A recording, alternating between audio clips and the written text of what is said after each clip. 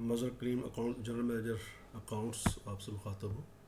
इस वीडियो के ज़रिए आपको मैं ये बताने जा रहा हूँ कि हमने कैसे लोकल सर्वर के ऊपर और सेंट्रल सर्वर के ऊपर रिटर्न यानी वेंडर एसडीएन के डाटा को कैसे एनालाइज करना है और लोकल सर्वर और सेंट्रल सर्वर को आपसे कैसे मैच करना है और फिर उसके बाद सेंट्रल सर्वर के ऊपर एसडीएन की रिसीवेबल की एंट्री कैसे जनरेट करनी है। तो सबसे पहले आप अपने लोकल सर्वर पे जो इन्वेंट्री की ऐप है, आप सबको मेरा ख्याल फेमिलियर है इस चीज़ से कि इन्वेंट्री के ऐप के अंदर ये आपका जो ऑपरेशन चल रहा है वेयर हाउस का, जो पिछली वीडियो में मैंने बताया था कि 7 तरह के ऑपरेशन चल रहे हैं। तो यहाँ पे आप ऑपरेशन टाइप करते हैं तो आपको ये पता चलता है कि लाहौर साउथ की रिसीट्स यानी जीरन इतनी बनी है, रिटर्न ये है वेंडर एसडीएन, ये ये ये इसका पहले वेयर हाउस की लोकेशन आती है, फिर आरटी से मुराद रिटर्न है और ये इसका फिर नंबर है और फिर आगे किस वेयर हाउस का है और कहाँ से जा रहा है, वेयर हाउस से वेंडर की तरफ जा रहा है, कौन सा वेंडर है ये है और इसका स्टेटस क्या है, डन है। तो ये आपका डीओ जो है वो मैन्युअली ये जनरेट कर रहा होता है। तो अब आपने क्या करना है कि पहले सबसे आपने ये देखना है कि मैंने अभी, क्योंकि जून 22 तो हमारा क्लोज़ हो गया है और मेरा ख्याल तमाम डेबिट नोट जो हैं वो रिकवर हो चुके हैं या उनकी रिकवरी की एंट्री जनरेट हो चुकी है। अब मैंने एक पीरियड लगाया है 1/7/22 से लेके 30/6/23 तक का, क्योंकि हमारा अगला फाइनेंशियल ईयर जो हमने क्लोज़ करना है वो ये है हमारा 7/22 से लेकर जून 23 तक। ये टाइम पीरियड लगा लिया और ग्रुप बाय में ऑपरेशन टाइप कर लिया।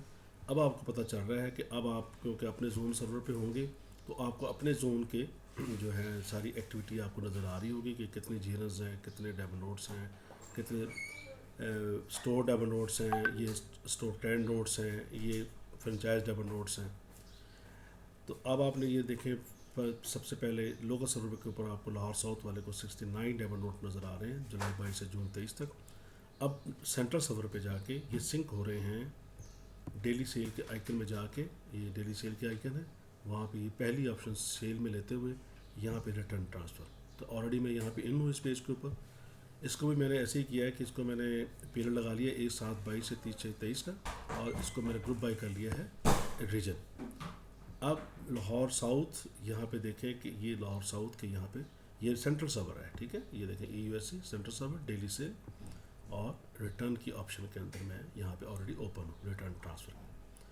तो वहाँ से आपने लोकल सर्वर से आपने अपने देखे कि मेरे 69 डेमो नोट्स बने हैं। सेंट्रल सर्वर के ऊपर कितने सिंक हो गए हैं, 69 सिंक हो गए। क्योंकि हम डेली बेस के ऊपर ERP सेक्शन जो है ये जो तीनों डॉक्यूमेंट्स हैं यानी एसडीएन, वेंडर एसडीएन और इंटरविजन और इन्वेंट्री एडजस्टमेंट, ये डेली बेस के ऊपर हम तमाम लोकल सर्वर से सेंट्रल सर्वर के ऊपर डाटा सिंक करवा रहे हैं और ये डाटा आपको डेली बेस के ऊपर अवेलेबल है।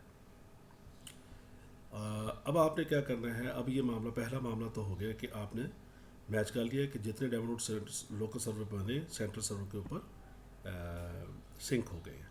अगर डिफरेंस आ जाए तो फिर आपने क्या करना है, फिर आपने इसको ग्रुप बाय ट्रांसफ़र डेट पे जाएंगे, यहाँ पे मंथ वाइज कर लें, ठीक है। और इसी तरह सेंट्रल सर्वर पे जाके भी आप मंथ वाइज कर लें, फिर मंथ टू मंथ रिकनसाइल कर लें। ये इन केस अगर कोई डिफरेंस आ जाता है ताकि आपको पता चले, क्योंकि उन टोटल पता नहीं चलेगा कि किस महीने के अंदर फाइंड आउट करना मुश्किल हो जाएगा। तो अब आप जिस तरह ये है, ये 69, ये देखें, ये मंथ वाइज बता रहा है नंबर। अब इसी तरह हम सेंट्रल सर्वर के ऊपर कर लेंगे मंथ वाइज। तो ये वही तरतीब आ रही है 2, 10, 6, 8 और ये लोकल पे आ रही है 2, 10, 8। तो ये उस सूरत पे है कि जब अगर डिफरेंस आ जाए कि कम या ज़्यादा सिंक हो जाए डाउनलोड्स हुए हैं वो सेंट्रल सर्वर पे, तो फिर मंथ वाइज करके आप डिक आउट कर लें कि किस महीने का जो है वो डाउनलोड सिंक नहीं हुआ और क्यों नहीं हुआ। वो फिर आपने सारा इन्वेस्टिगेट करना है और जहाँ हमारी भी ज़रूरत होगी आप हमें फिर बताएंगे, क्योंकि ये हमारा, आपको पता है कि ये रिकवरेबल है। तो ये हमारे लिए बड़ा हाईली इंपॉर्टेंट है हमारे लिए कि कोई भी डाउनलोड जो है वो अनसिंक नहीं रहना चाहिए, वरना वो सिंक नहीं होगा सेंट्रल सर्वर के ऊपर तो उसकी फिर रिकवरी नहीं हो पाएगी, क्योंकि इन्वेंट्री नहीं, उसकी एंट्री नहीं जनरेट हो पाएगी तो वो रिकवरी भी नहीं हो पाएगी। क्योंकि जब तक इसकी एंट्री नहीं जनरेट होगी वो रिकवरी इसकी मुमकिन नहीं है, क्योंकि मैनुअल मैनुअल नहीं है, अब थ्रू सिस्टम इसकी रिकवरी होती है, वो मैं अभी चल के आपको बता रहा हूँ। अच्छा, ये तो पहला मरला हो गया कि आपने देख लिया वहाँ कितने डेबिट नोट बने, यहाँ पे सिंक हो गया।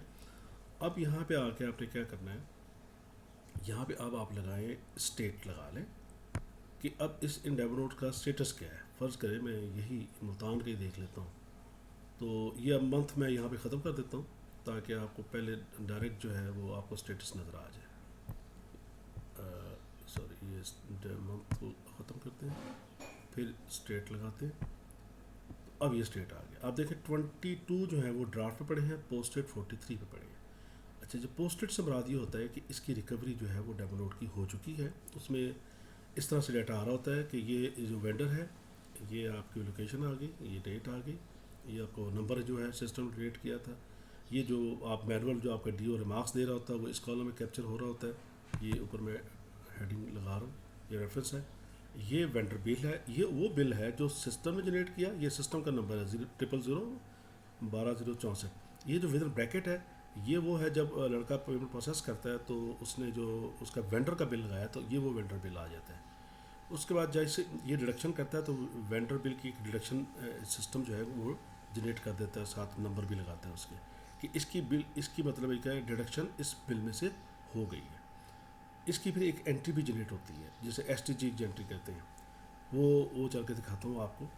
और उसके बाद वो बताता है कि सर्वर कौन सा है, यानी जोन कौन सा है, रीजन कौन सा है, इस आइटम में, इस डेबिट नोट में टोटल आइटम कितने थे, उसकी तमाम आइटम्स की कॉस्ट कितनी थी, और टोटल इस 4 आइटम की टोटल वैल्यू कितनी बनती है जो कि रिकवर हुई है। इसमें मैं आपको ये थोड़ा सा बता दूं कि ये जो कॉस्ट होती है, जिस दिन ये SDN बनता है, ये उस दिन की कॉस्ट सिस्टम पिक कर रहा होता है। ठीक है, यानी ये डेबिट नोट बना था 4/7 को।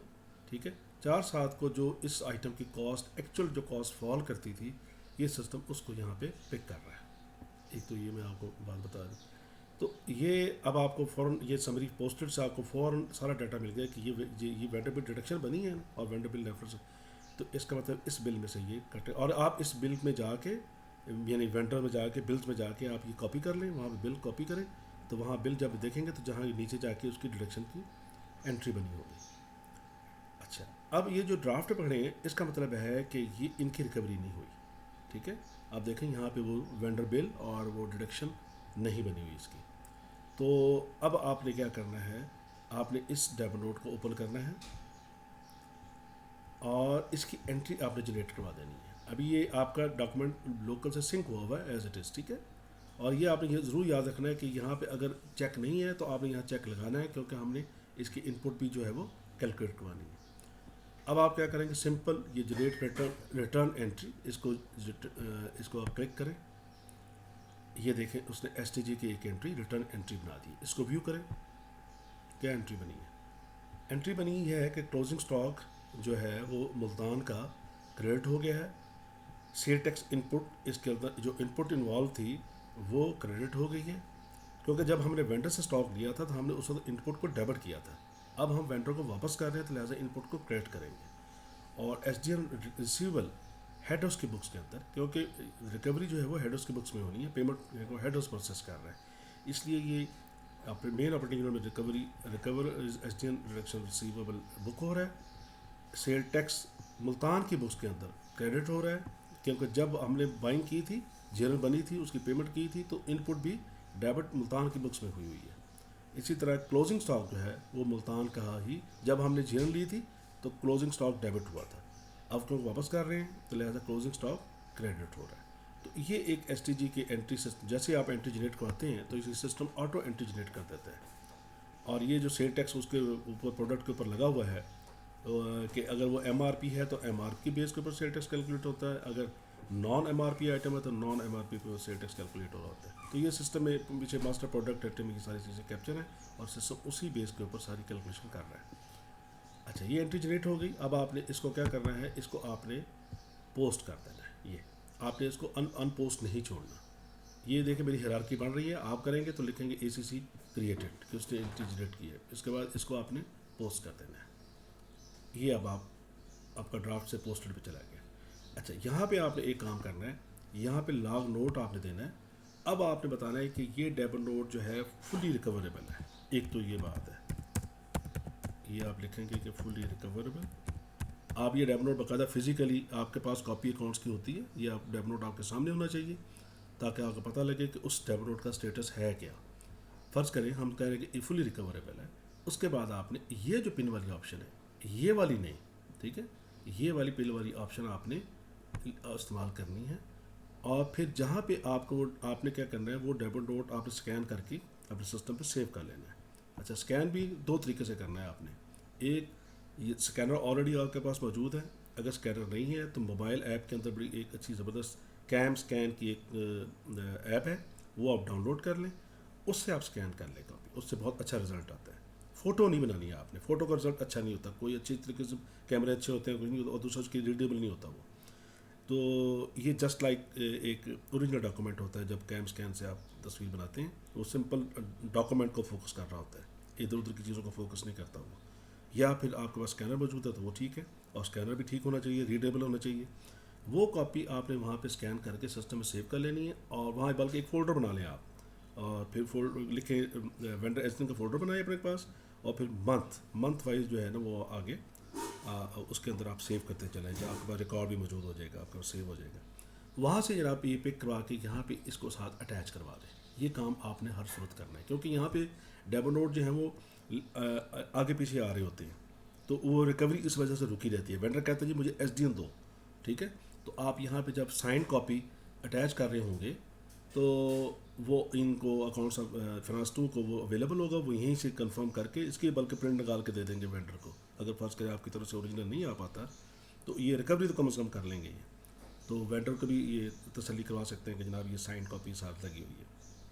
तो लिहाजा आपने यहाँ पर अच्छा, दूसरी सूरत एक और सूरत हो सकती है कि डेबिट नोट या तो फुली हो सकता है कॉन्ट्रा, या हो सकता है पार्शली कॉन्ट्रैक्ट। उसमें आप लिखेंगे डेमो नोट आपके पास सामने पड़ा है, फिजिकल कॉपी आपकी कॉपी अकाउंट्स की, इसमें आप लिखेंगे SDN partially Contra against Jiran number. वो जीरन नंबर जो पूरा ओडो का जो एक फ्लो है के साथ आता है नंबर, आपने वो वाला नंबर जो है ना वो यहाँ पे डालना है, और साथ आके डेट डालनी है ये और यहाँ पे आगे फिर आपने डेट, पूरा डे, मंथ और ईयर डालना है आपने, तो उसके साथ वो फिर कॉपी आपने अटैच कर देनी है। अगर हो सकता है फुली कॉन्ट्रा हो तो फिर आपने करना है फुली कॉन्ट्रा, ये फुली कॉन्ट्रा आप कर देंगे, और ये जीआर नंबर डेटेड कौन कौन सी है वो डेट वो आपने सही डाल देनी है, ठीक है। तो ये आपने लाजमन काम कर रहे हैं। यही इसी वजह से डेमो नोट की रिकवरी जो है ना वो या तो लेट हो जाती है, या फिर हो नहीं पाती, या ये नहीं पता चलता है कि ये कॉन्ट्रा है, फुली कॉन्ट्रा है, पार्शल कॉन्ट्रा है, रिकवरेबल है, और उसकी वजह से काफ़ी फिर मसाइल जो है ना वो फिर जन्म लेते हैं। तो लिहाजा आपने जब एंट्री जनरेट करनी, साथ ही आपने लॉग नोट देना है। ये 3 चीज़ें मैंने आपको बताई हैं। साथ आपने यहाँ से अटैच करने का फ़ायदा ये होता है कि यहाँ पे जब जो अगर जैसे मैं अपने लॉगिन से ये कर रहा हूँ अटैच, तो मैं ही इस आइटम को डिलीट कर सकता हूँ, कोई दूसरा जो यूज़र है वो डिलीट नहीं कर पाएगा। लिहाजा ये डॉक्यूमेंट की अटैचमेंट सेव हो जाती है। अगर यहाँ पे ओपन फील करेंगे, यहाँ पे कोई भी डिलीट कर सकेगा, तो लिहाजा इसका ये फ़ायदा होता है। लिहाजा आपने लॉग नोट देना है और ये करना है, और ये लॉग को दबा देना है, और ये आपका जो कंटेंट है ये भी सेव, और साथ जो डॉक्यूमेंट लगा है वो भी सेव, और यहाँ पे वो अपीयर हो जाता है साथ ही। उसको आप रेडी रेफरेंस हमेशा आप देख सकते हैं, सिस्टम को अवेलेबल होगा। ये तो हो गया आप, यानी ये एक काम है सिंपल सा आपके ज़िम्मे कि आपके पास डेमो नोट होना चाहिए फिजिकली, उसको सामने देखते हुए आपने यहाँ पे नमाज देनी है, उसकी कॉपी स्कैन करके आप साथ लगानी है। अच्छा, पहले आप जब जेबी देख रहे थे, जब जेबी पोस्ट की तो इसमें देखें थोड़ी तब्दीली हो गई कि 2 हेड और आ गए। ये पोस्ट होने के बाद आते हैं। ये होती है OU की एंट्री, क्योंकि देखें रिसीवेबल बुक हो रहा है हेडर्स की बुक्स में, और बाकी हेड जा रहे हैं मुल्तान की लोकेशन में। तो दो जब एंटिटी के दरमियान ट्रांजेक्शन होती है, आपको पता है कि डायरेक्ट दो एंटिटी इंटरेक्शन नहीं करती। हम क्या करते हैं, हम करंट अकाउंट का इस्तेमाल करते थे पहले मैनुअल ज़माने में। अब सिस्टम ही वैसे ही हो रहा है, लेकिन अब एंट्री सिस्टम ही कर रहा है। अब हेडर्स क्या कर रहे हैं, मुल्तान को डेबिट कर रहा है, और मुल्तान हेडर्स को क्रेडिट कर रहा है। तो ये OU की एंट्री है। तो ये अब ये सेटल हो जाएगा हमारा करंट अकाउंट जो है वो। इसको अब सेटल करने के पहले हम मैनुअल एंट्री जेबी डालते थे, इस वजह से अब मैनुअल करंट अकाउंट की जेबी डालने की जरूरत नहीं रही। अब ये ऑटो सेटल हो गया है। तो ये एंट्री जो होती है, ये वाली दो जो होती है, ये पोस्ट होने के बाद होती है। जब आप ड्राफ्ट पे देख रहे थे तो ये 3 हेड आ रहे थे, जिस पर पोस्ट की तो ये हो गया। अच्छा, उसके बाद अब ये डेमो नोट वापस अपनी चले जाएं। अब ये क्या करता है, अब उसका स्टेटस क्या हो गया, कंफर्म। यानी आपने जब उसकी एंट्री जनरेट करवा दी रिकवरी की और उसको पोस्ट कर दिया तो उसका स्टेटस अब चेंज हो गया, अब कंफर्म। अब आपको मतलब ड्राफ्ट भी मिलेंगे, पोस्टेड मिलेंगे, कंफर्म मिलेंगे। कंफर्म से मुराद ये है कि इसको अभी बिल नहीं लगा, ठीक है, यानी इसने अभी रिकवरी नहीं हुई। आपने रिकवरी बुक कर दी है लेकिन रिकवरी, अब क्या करता है जब फाइनेंस टू, अब आपका काम नहीं है, ये फाइनेंस टू का काम है, उन्हें उसे एडिट करना है। यहाँ पे जो सिस्टम ने बिल जनरेट किए हुए हैं ना वो सारे, अभी इसका बिल नहीं है, ठीक है, इस पार्टी का भी बिल नहीं मौजूद है। तो वो यहाँ पे क्या करेगा, यहाँ पे वो बिल अपीयर हो जाते हैं। अच्छा, उसके पास फिजिकली भी बिल आए होते हैं, तो उसने वहाँ इस बिल को पहले प्रोसेस किया तो साथ लिंक भी दिया होता है, इस उस बिल के पहले रेफरेंस आता है विंडो का, फिर साथ वो वेंडर का, मैंने जैसा आपको पहले दिखाया विद ब्रैकेट वेंडर के इनवाइस आ रही होती है। तो वो जिस बिल में वो उसके वहाँ मौजूद होता है तो उसमें से वो क्लिक करता है इसको, और उसके बाद वो इसको सेव कर देता है और आगे फिर प्रोसेस कंफर्म वगैरह करता है वो। तो ये प्रोसेस अगला है, यानी फ्रांस 2 का प्रोसेस है। आपका सिर्फ प्रोसेस ये था कि जितने भी ड्राफ्ट पे एसडीएन पड़े हुए हैं वो आपने उनकी एंट्री जनरेट करवानी है, पोस्ट करना है, साथ स्कैन करके आपने एसडीएन को अटैच करना है और रिमार्क्स देने हैं कि फुली काउंटर है, पार्शली काउंटर है। फिर आप इस एंट्री को आप जीएल में जाएं, यानी जनरल लेजर में जाएं, वहाँ पे आप इस पार्टी का पार्टनर सेलेक्ट करें और अकाउंट लगाएं उसके सिंपल। तो आप क्या आप देखेंगे कि वहाँ पे ये रिकवरी, उसकी रिकवर तमाम जो उसके हेड 3 हेड इन्वॉल्व हुए हैं उसमें वो रिकवरी डेबिट हो रहा है, आउट इनपुट क्रेडिट हो रहा है, और तीसरा क्लोजिंग स्टॉक उसका क्रेडिट हो रहा है। ये तीनों हेड उसके जीएल के अंदर आप बाकायदा विटनेस किया करें कि क्या जीएल के अंदर ये तीनों हेड अपनी अपनी जगह पे डेबिट और क्रेडिट के हिट हो गए हैं, तो ताकि आपको ज़रा विजिबिलिटी भी हो, कंफर्मेशन भी हो। तो अब ये बहरहाल ये एक सिंपल सा काम है जो अब आप देखें, मैं आपको बता देता हूँ कि ओवरऑल पाकिस्तान में क्या सूरत हाल है, कि ये हम रीजन को ख़त्म कर देते हैं। तो इस वक्त तो ये देखिए ड्राफ्ट पे 846 पड़े हुए हैं और कंफर्म 27 पड़े हुए हैं, ठीक है। अभी ये फ्रांस 2 वाले ने कंफर्म किया होगा, लेकिन आज से आप करेंगे ताकि आपको पता हो कि आपका ये वेंडर एसडीएल वाकई बना है, स्टॉक वापस रिटर्न हुआ है। अक्सर मरतबा डिस्प्यूट रेज हो जाता है कि वेंडर्स कहते हैं जी हमने तो स्टॉक उठाया ही नहीं है, तो लिहाजा हम आपको इसलिए इन्वॉल्व कर रहे हैं कि आप ये वेरीफाई करेंगे कि ये वाकई स्टॉक क्या है। आप यानी साइन डेमो नोट लेंगे, आपको ये पता है ऑलरेडी एसओपी का कि एसडीएन के ऊपर वेयर हाउस के साइन और ऑथोराइज रैप के वेंडर के एसडी के साइन और अंगूठा सीएनआईसी नंबर उसका वहाँ पे हर सूरत पर मौजूद होना चाहिए।